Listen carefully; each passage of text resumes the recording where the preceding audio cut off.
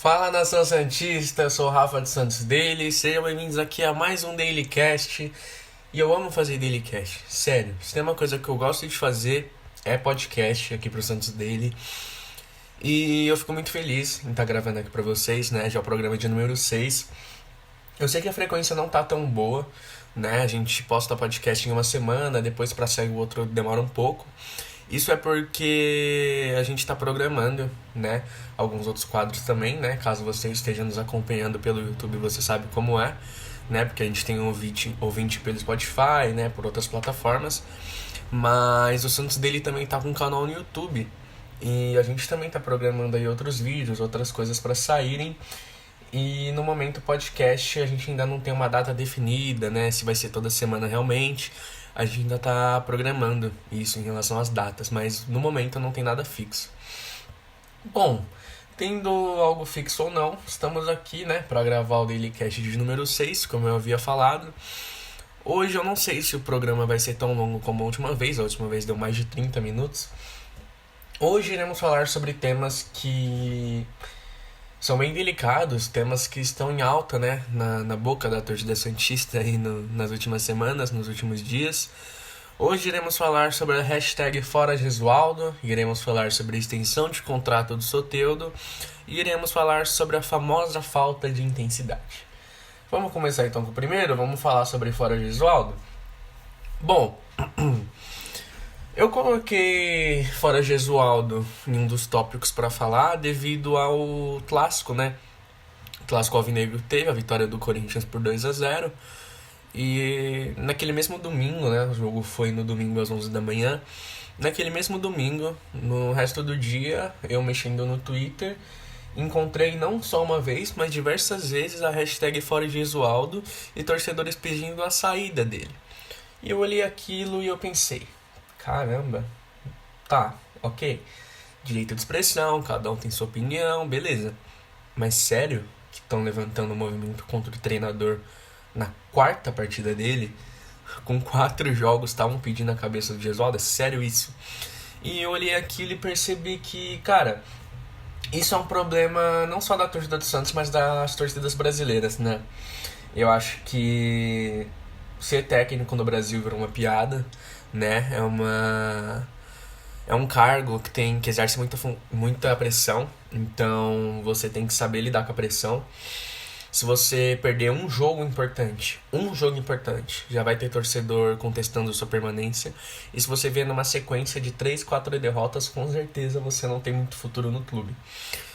Bom, isso é um absurdo, ainda mais para um treinador do nível do Gesualdo, um treinador com nome na Europa, um treinador com filosofias europeias, com filosofias diferentes, né? Um treinador que tem passagem por diversos clubes na carreira, um treinador muito conhecido pelas suas ideias, muito respeitado pelo seu estilo de jogo. Eu já falei isso no último podcast, mas não é do dia pra noite que ele vai implantar a sua filosofia no Santos, né? E o que eu gostaria de falar desse clássico também, né, já puxando aqui o tema, é que a gente ainda estava sem Soteldo, né?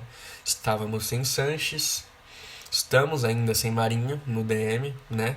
Marinho ainda sem previsão de volta, sem Veríssimo, estávamos com vários desfalques. Ele ainda está tentando achar uma posição pro Raniel. Creio eu que ele não vai usar o Raniel na ponta por muito tempo, né?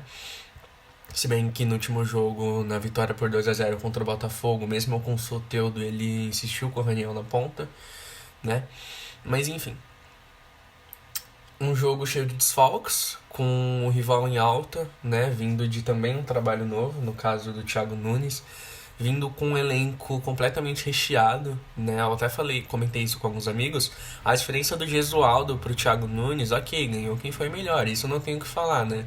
Como eu tenho um programa de rádio, né? Participo de um programa de rádio, quero seguir nessa carreira de jornalista, eu tento ser o menos clubista possível, né? E com certeza o Corinthians mereceu ganhar aquele jogo, jogou muito melhor, amassou o Santos, né? Mesmo sabendo que a arbitragem foi muito ruim naquela partida, teve o gol do Uribe que foi completamente legal, né? E tinha que ser do Uribe, anular um gol legal. Pobre Uribe. Eu acho que mesmo com a arbitragem errando, acho que não foi nada que chegou a influenciar muito o placar, né? Eu acho que isso já chega a ser um pouco de desculpa. A gente tem que aceitar quando o adversário joga mais, e foi o caso do Corinthians, né? Foi o que aconteceu no último clássico. O Corinthians soube administrar o Santos. E só pra completar, né, o que eu tava falando, eu acabei entrando em outro assunto. A diferença entre o Thiago Nunes e o Gesualdo é que o Thiago chegou no Corinthians tendo todas as peças que ele pediu, né, no elenco. O Gesualdo, ele chegou no Santos com diversos desfalques, né? Ele chegou no Santos já tendo que enfrentar diversos problemas. Chegou assim o Soteldo, né? No primeiro jogo dele teve a lesão do Marinho, Veríssimo de fora, Madison ainda também não estreou. Então, Gesualdo chegou tendo que resolver problema, né? Gesualdo chegou como um bombeiro no Santos, tendo que apagar o fogo. Já o Thiago Nunes pediu o Luan, teve, pediu o Cantígio, teve, Sid Clay teve. Então, assim, a diferença de elencos ainda é gritante, né? O elenco do Corinthians é um elenco muito forte, é um elenco que tá vindo forte para 2020. E o Santos ainda tá tentando achar sua cara, né? A cada jogo a gente vê uma evolução, né? Isso eu gostaria de falar lá pro último tema. E só para encerrar, né, esse primeiro tema do hashtag Fora Gesualdo, eu gostaria de falar que é completamente absurdo as comparações do Gesualdo com qualquer outro técnico. E não, eu não vou falar da comparação Gesualdo e Sampaoli como no último Daily Cast. Vou falar da comparação que fizeram, por exemplo, chamando o Gesualdo de Jair Ventura português, com 4 jogos, né? É algo que, assim, eu tava assistindo o documentário da seleção brasileira, né, da Amazon, Tudo ou Nada, e eu também tava conversando, né, pensando sobre a permanência do Tite, né, no comando da seleção. E isso tem tudo a ver com esse tema, e vocês vão entender o porquê. Eu falei pros meus amigos, né, sempre gostei muito dos trabalhos do Tite, e acredito que mesmo com todos os erros, com todas as críticas, né, eu acho que no momento ele é o técnico certo para a seleção. Isso porque ele ainda tá colocando o trabalho dele, né, em prática na seleção. Disputou uma Copa do Mundo, tá vindo agora para a segunda no Catar. E é completamente natural que a torcida não tenha mais paciência para essas últimas gerações, como a do Dunga, do Filipão, do Tite, porque é uma seleção que está acostumada, torcedores que estão acostumados a ver uma seleção de Ronaldinho, de Ronaldo, de Romário, né? A geração de torcedores da seleção viu direto ali a seleção ganhando Copas do Mundo sem parar, né? Foi campeão em 94, finalista em 98, campeão em 2002, então é natural que a cobrança seja mais alta, né? Então, qualquer jogo ruim ali, qualquer derrota, né, qualquer outra coisa, já vem uma pressão pra cima do Tite, já vem uma pressão pra cima da seleção. E pra mim, quem chama o Tite de retranqueiro nunca viu metade dos trabalhos dele na carreira, né? Não viu aquele Corinthians campeão brasileiro de 2015. Porque, enfim, eu falo isso porque eu vejo gente chamando o Gesualdo de retranqueiro, né? Eu vejo gente julgando o trabalho do Gesualdo sem conhecer. Quando o Santos anunciou o Gesualdo, muita gente falou que não conhecia ele e tudo mais. Muita gente não conhece os trabalhos que ele fez no Porto, no Benfica, no Sporting, né? Até fora de Portugal também. Então, acho que é cedo para qualquer avaliação, cara. Eu citei o Thiago Nunes, né? A exemplo do último clássico que teve. Mas, assim, é cedo até pra tirar avaliação do trabalho dele, né?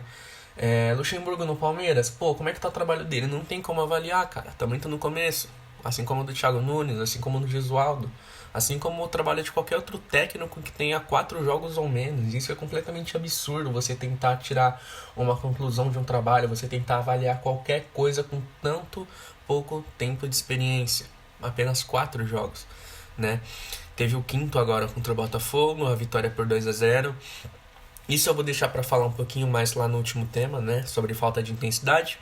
Vamos falar agora sobre Jefferson Soteldo, camisa número 10 do Santos, renovou até 2023 o seu contrato, né? Ele estava sendo especulado no Atlético Mineiro, né? Principalmente no Atlético Mineiro. Teve até a pressão do Atipato também. Foi uma novela que felizmente chegou ao fim. O Santos, depois de ver tanto assédio, né, no venezuelano, acabou renovando o contrato do Soteldo. E Creio eu que o Soteldo seria um regresso, sair de um clube brasileiro para ir para outro, principalmente na idade que ele tá, não faz muito sentido isso para os planos de carreira dele. E creio eu que quando o Soteldo sair, será diretamente para a Europa, porque o Soteldo é um jogador muito novo ainda, um jogador com muito potencial, tem muito, muito, muito mesmo para desenvolver aqui no Brasil, aqui no Santos. E é um jogador que vai fazer a diferença, né? Essa renovação de contrato foi perfeita para o Santos num momento tão difícil, num momento com tantas notícias ruins circulando, tanta torcida reclamando de técnico, disso e daquilo. Foi uma notícia para aliviar o clima, né? E foi uma notícia perfeita, porque logo na primeira partida ele fez a diferença contra o Botafogo, deu passe para assistência do Sacha, né? Ele que iniciou aquela jogada do primeiro gol do Sanches. E ele participou completamente do jogo, né? No segundo gol ele também teve bastante participação. Então é um jogador que claramente faz a diferença, e não falo isso só do jogo contra o Botafogo, né? Se a gente for analisar 2018 por completo, ele fez a diferença. Inclusive na votação que a gente fez no nosso Twitter, né? A gente fez uma brincadeira, fez uma votação lá no fim do campeonato, a hashtag SeleSantosBR19, que a gente elegeu os melhores jogadores do Santos no campeonato, de zagueiro, lateral, meia, atacante. E o Soteldo ganhou na categoria atacante e na categoria melhor jogador, né? Então a torcida realmente acha que ele foi o melhor jogador do último campeonato. Isso eu não consigo dar minha opinião fixa, porque eu acho que ele e o Sanches têm sua importância para o clube, cada um com a importância diferente. Mas é claro que o Soteldo foi uma grande surpresa, até porque ninguém esperava que uma contratação até o começo do ano desconhecida fosse fazer tanto sucesso aqui no Brasil, né? Fosse fazer tanto sucesso no Santos, jogando tão bem, sendo tão participativo e importante pro clube, né? Ele que no começo até sofreu muito, né, em relação à xenofobia, preconceito pela sua altura, né, principalmente de comentaristas esportivos e parte da torcida. Mas ele soube responder isso com talento, né, cara? Dentro de campo ele foi avassalador. Ele é um jogador muito importante para o estilo de jogo do Santos e vai ser muito importante, sem dúvidas nenhuma, para o Gesualdo e para a sua comissão, né? Vai ser muito importante para o Santos nesse ano, principalmente se a gente for lembrar que é ano de calendário apertado, né? Campeonato Brasileiro, Libertadores, Copa do Brasil. Então, ter um jogador como o Soteldo no elenco faz a diferença, né? Ele seria titular praticamente quase todas as equipes do Brasil, né? Então, ter um jogador assim, nível seleção venezuelana é muito, muito importante pro elenco mesmo, né? Acho que não tem muito mais o que falar sobre esse assunto, né? Era uma pauta aqui que a gente tinha a comentar, uma pauta importante. Mas enfim, vamos lá. Como eu falei, eu não quero estender muito esse programa, não sei se vai chegar a duração que foi o último podcast. Mas vamos falar sobre a famosa falta de intensidade. Ai, como eu queria chegar nesse assunto logo pra desabafar tudo que eu tô sentindo. Vamos lá. No fim do jogo do Santos contra o Botafogo de Ribeirão Preto, vitória do Peixe por 2-0. O perfil do Santos fez aquele tweet, né, oficial, clichê, fim de jogo, o Santos bateu o Botafogo por 2-0, com gols de não sei quem.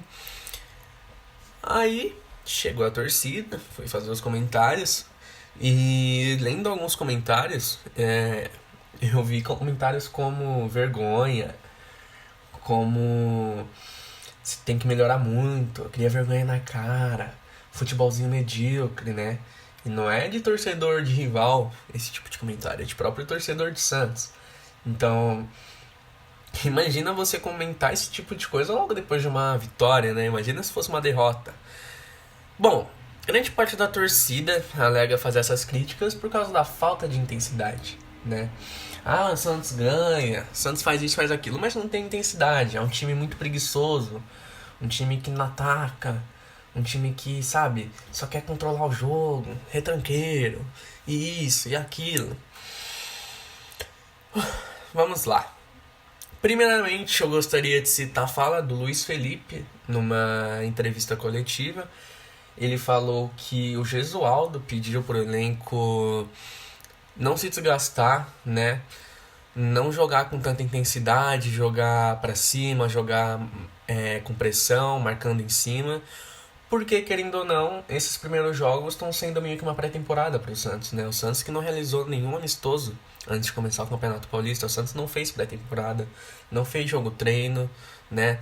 Então, querendo ou não, esses primeiros jogos, né, estão sendo meio que um teste pro Gesualdo, né? Não é à toa que ele faz muitas mexidas no time, né? Eu acho que uma coisa que a gente tem que lembrar é que o primeiro jogo do Gesualdo pelo Santos foi contra uma equipe de Série A do Campeonato Brasileiro, né? Contra o Bragantino. Então, ele não teve tempo para testar, ele não teve tempo para fazer amistosos, então, querendo ou não, esses primeiros jogos estão sendo, né, uma pré-temporada pro Santos e pro Gesualdo. É normal que ele faça testes. O campeonato estadual serve para isso. Mas parte da torcida, infelizmente, não entende isso, né? E vive falando, não, mas tem que ter intensidade, tem que ter isso, tem que ter aquilo. Sendo que o próprio Luiz Felipe afirmou em coletiva que o time do Santos vai ser intenso, que o time do Santos vai atacar, vai marcar em cima, mas é claro que eles não vão fazer isso até por uma questão física, até porque eles estão começando a jogar agora, estão começando a engrenar.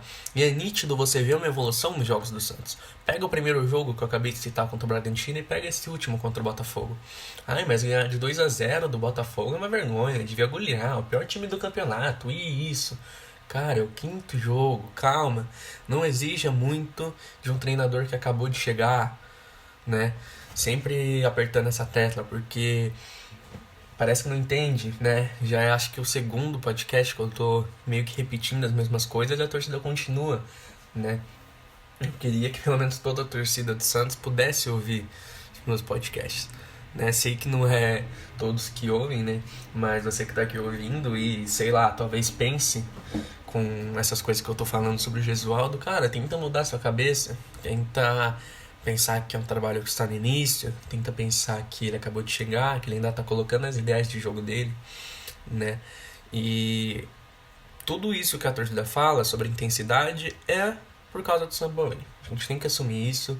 É o fator Sampaoli que faz a torcida ter esses pensamentos, até porque o Santos do Sampaoli era muito intenso. Era um Santos que eu elogiava muito o DM no ano passado, porque era um time que sempre jogava em cima, atacava o jogo inteiro, marcava em cima, pressão ali, pressão aqui, e era um estilo de jogo com muita, mas muita intensidade mesmo, e dificilmente vinha lesões fortes, dificilmente tinha lesões, para falar a verdade, né? Então aquilo era impressionante.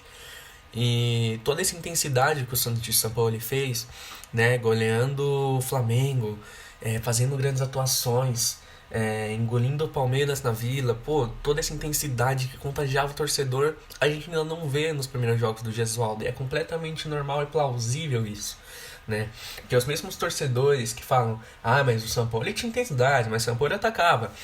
Esses mesmos torcedores esqueceram que nos primeiros jogos do São Paulo o Santos, né, era uma seleção, era uma máquina, né? Porque do jeito que falam, parece que era assim, né? Muitas pessoas esquecem da goleada do Ituano, da goleada do mesmo Botafogo, que o Santos ganhou por 2-0, né? O Santos foi goleado pelo Botafogo de São Paulo por 4-0 no último Paulista, né? Tem um 4-0 pro Palmeiras também. Então, o início de trabalho do São Paulo também não foi, né, tão mágico quanto a torcida tá exigindo do Gesualdo. Então, se teve paciência para um, né? Se teve paciência pro São Paulo depois daquela goleada pro Ituano, pro Botafogo, pro Palmeiras, por que não a paciência com o Gesualdo, né? Essa é a grande reflexão. E eu acho que isso, da comparação de Gesualdo e São Paulo, pode até entrar nisso que eu acabei de falar do Tite, né? Há alguns minutos atrás, que torcedores que estão acostumados a ver uma seleção com Romário, com Ronaldinho, com Ronaldo, sendo campeã praticamente todo ano, quando vê a seleção ali num momento difícil, né? Quando vê uma seleção, entre aspas, em crise, é claro que eles vão exigir mais, né? Vão pegar mais no pé, vão cornetar mais. Porque até ontem eles estavam vendo um Brasil multicampeão, um Brasil com Kaká, com Adriano, com Ronaldinho, né? Com aquele quarteto mágico. Então eu ponho isso também na cabeça dos jogadores do Santos, né? Ano passado eles viram um Santos que, pô, talvez tenha sido o melhor Santos dos últimos anos. Um Santos que goleou o campeão brasileiro, um Santos que foi vice-campeão brasileiro, um Santos que encheu os olhos de muita gente, né? E completamente normal que eles exijam, né, isso em 2020. Tem que exigir mesmo. Tem que continuar querendo ver o time com uma postura ofensiva. Tem que exigir que o time chegue longe no campeonato, que brigue por Libertadores, né? Que faça uma boa Libertadores, que faça uma boa Copa do Brasil. Mas exigência é diferente de críticas. Eu acho que exigir é normal, todo torcedor, até eu, quero que o Santos voe esse ano, quero que o Santos faça boas campanhas, que o Santos melhore no que precisa melhorar, mas sempre com paciência, reconhecendo que o Gesualdo acabou de chegar, ok? A gente sempre tem que lembrar isso, né? Exigir, mas com paciência e respeito, principalmente respeito ao Gesualdo e à sua comissão, que eu acredito que vão fazer um ótimo trabalho em 2020. Bom, 20 minutos e é aqui que eu encerro o Daily Cast de hoje. Muito obrigado a você que assistiu até aqui, né? Caso você esteja no YouTube, se inscreva no canal, deixe seu like aí que vai ajudar bastante, compartilha também. Caso você esteja em outras plataformas, como Spotify ou qualquer outra, agradeço, né, a sua audiência. Muito obrigado por ouvir até aqui. E é isso, nos encontramos no próximo Dailycast ou no próximo vídeo do canal do Santos Daily, né? Se inscreva, ative o sininho para não perder nenhuma novidade. E é isso, muito obrigado, valeu e até a próxima. Fui!